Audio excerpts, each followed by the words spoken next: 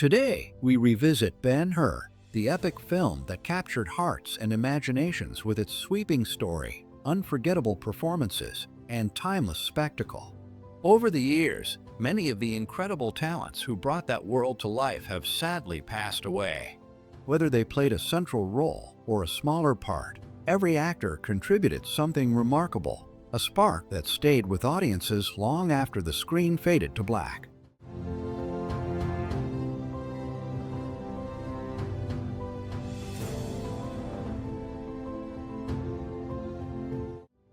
Charlton Heston, the towering American actor whose powerful presence and resonant voice made him one of Hollywood's most iconic stars, was born John Charles Carter on October 4, 1923 in Evanston, Illinois, and passed away on April 5, 2008, at the age of 84 due to complications from Alzheimer's disease. Heston is perhaps best remembered for his unforgettable performance as Judah Ben-Hur in the 1959 epic Ben-Hur, a role that earned him the Academy Award for Best Actor and showcased his incredible ability to embody courage, determination, and the human spirit on screen. Growing up in the forests of northern Michigan after his parents' divorce, Heston spent his childhood exploring the woods and acting out characters from books, which sparked his lifelong passion for performance. His early talent in drama at New Trier High School earned him a scholarship to Northwestern University, and after serving honorably as a radio operator and aerial gunner in World War II, he pursued theater in New York City, appearing in Broadway productions like Annie and Cleopatra, and then gradually transitioning into film. Over a remarkable career spanning more than 60 years and over 100 films, Heston brought to life a long list of historical and legendary figures, including Moses in the Ten Commandments, Michelangelo in The Agony and the Ecstasy, and George Taylor in Planet of the Apes, earning praise for his commanding performances and dedication to his craft. Beyond acting, Heston was a committed activist, supporting civil rights in the 1960s, later serving as president of the Screen Actors Guild and leading the National Rifle Association, reflecting a complex life of convictions and public service. In his later years, after announcing his diagnosis of Alzheimer's disease in 2002, he quietly retired from public life, spending his final days with his wife Lydia Marie Clark, to whom he had been devoted for 64 years, and their 2 children. Charlton Heston's death marked the end of an era in Hollywood, but his legacy endures through his larger-than-life performances, especially as Judah Ben-Hur, a role that continues to inspire generations with its epic storytelling, emotional depth, and the enduring power of a true cinematic legend.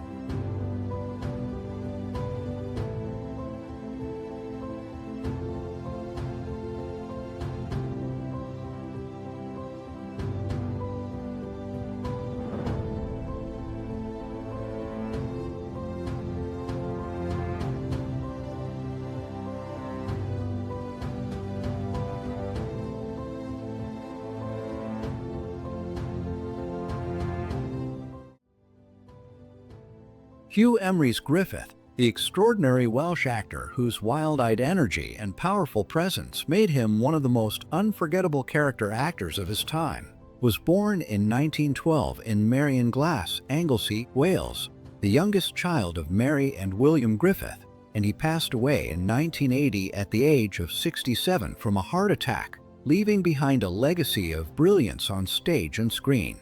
Growing up, Griffith struggled academically and failed his English exam, which prevented him from attending university, so he initially took a path in banking, working as a teller and eventually moving to London in search of better opportunities. But his passion for acting remained, and in 1938 he won a scholarship to the Royal Academy of Dramatic Art, graduating as a gold medalist at the top of his class of 300. Just as his acting career was about to take off, World War II broke out, and from 1940 to 1946, he served with the Royal Welsh Fusiliers in India and Burma, putting his dreams on hold.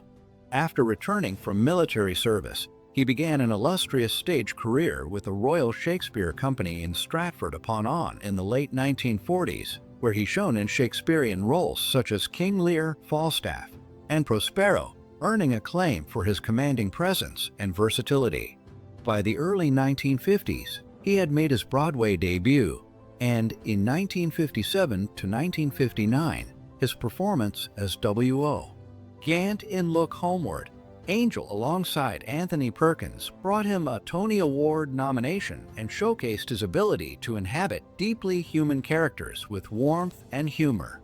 Griffith's film career began in British cinema in the late 1940s with movies like Dulcimer Street and Kind Hearts and Coronets, and by the 1950s he had crossed into Hollywood, achieving worldwide recognition for his role as Sheikh Ilderim in Ben-Hur 1959. The vibrant and spirited character who provides Charlton Heston with the white horses that win the legendary chariot race, a performance that earned him the Academy Award for Best Supporting Actor. The 1960s brought further acclaim with Tom Jones' 1963, where his portrayal of the lecherous Squire Western garnered both an Oscar and BAFTA nomination, as well as memorable roles in Mutiny on the Bounty 1962 and Oliver 1968, the latter earning him a Golden Globe nomination. Known for his resonant voice, expressive face, and the ability to balance comic timing with dramatic intensity, Griffith also appeared on television, with roles such as Long John Silver in Treasure Island 1960 and the beloved Welsh funeral director Caradog Lloyd Evans in Grand Slam 1978, even as years of chronic alcoholism began to take a toll on his health. Beyond his professional life, he was a close friend and drinking companion of the poet Dylan Thomas, sharing a bond of camaraderie and Welsh identity. Despite the struggles of his later years, Hugh Griffith remained a compelling, larger-than-life figure, and when he passed away in 1980 at his London home, the world lost one of Wales' finest actors. Yet his unforgettable performance as Sheikh Ilderim in Ben-Hur and his many other roles continue to inspire, entertain, and remind audiences of the immense talent, passion, and spirit he brought to every stage and screen he graced.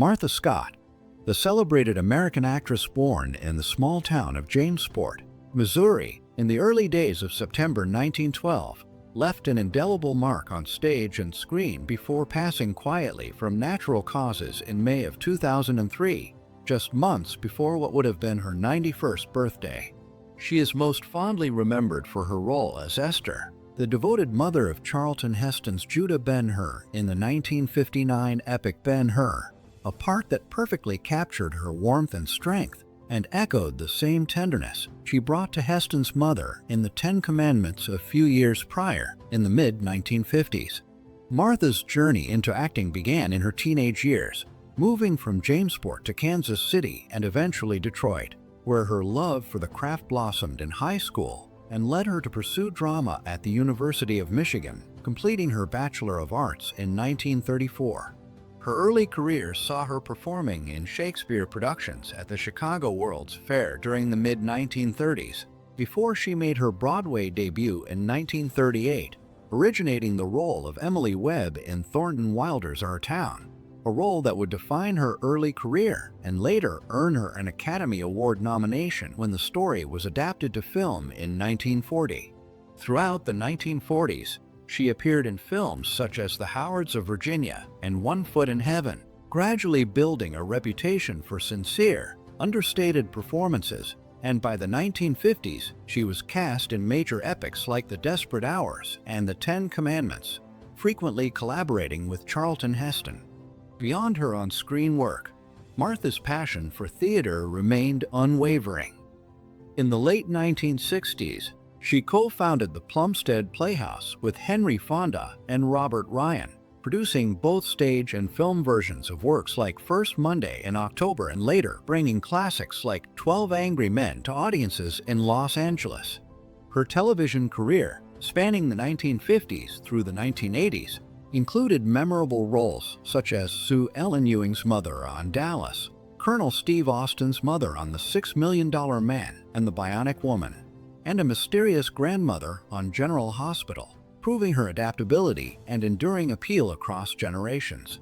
Known for her sincerity and professional devotion, she maintained close ties with co-stars, most notably Charlton Heston, who trusted her to portray maternal figures and even recommended her for multiple roles. Despite her appearances in 6 films nominated for Best Picture, including the legendary Ben-Hur, she remained humble, dedicated to her craft, her family, and her values, supporting civil rights and numerous political causes throughout her life. When she passed in 2003, Martha Scott was interred alongside her husband Mel Powell in her hometown of Jamesport, leaving behind a legacy of performances that span decades, an Academy Award nomination, a star on the Hollywood Walk of Fame, and the enduring memory of a woman who brought grace, warmth, and humanity to every role she touched, forever remembered as a loving mother on screen and a true beacon of American acting.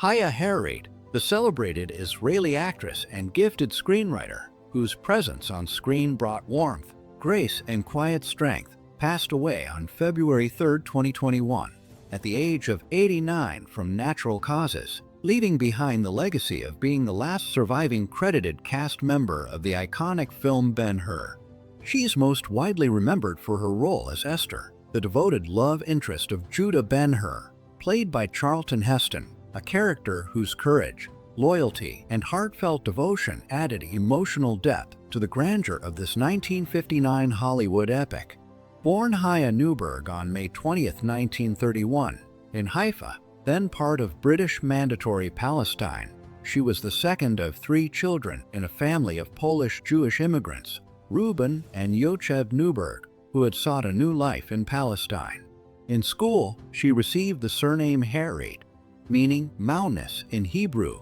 foreshadowing the resilience and strength she would carry through her life and career. Haya's journey into acting began with her striking appearance and natural talent, first gaining recognition in Israel's landmark film Hill 24 Doesn't Answer in 1955, the country's first feature film aimed at international audiences, which was nominated for the Palme d'Or at the Cannes Film Festival and highlighted her as a performer of remarkable promise. She later acted in the Italian drama The Doll That Took the Town in 1957 before landing her career-defining role in Ben-Hur, where a brief silent screen test convinced director William Wyler of her undeniable talent. Her performance as Esther was praised for its sensitivity, elegance, and authenticity, standing out among a cast of Hollywood legends and bringing emotional gravitas to the story of faith, struggle, and redemption. Following Ben-Hur, Harried continued to grace international cinema with appearances in films such as Journey Beneath the Desert 1961, The Secret Partner 1961 opposite Stuart Granger, and The Interns 1962, while also demonstrating her creative mind by co-writing the screenplay for Our Mother's House in 1967, showing her talent extended far beyond acting. Off-screen, her life was filled with love and companionship. She first married Israeli engineer Nachman Zerwanitzer, and later found enduring partnership with British director Jack Clayton in 1984, sharing a life together until his death in 1995. Haya Harried's journey from a young girl in Haifa to an international screen presence exemplifies resilience, talent, and quiet dignity, and her legacy lives on through her unforgettable portrayal of Esther in Ben-Hur, a role that continues to touch the hearts of audiences, celebrating the beauty, strength, and enduring spirit she brought to every performance in her remarkable life.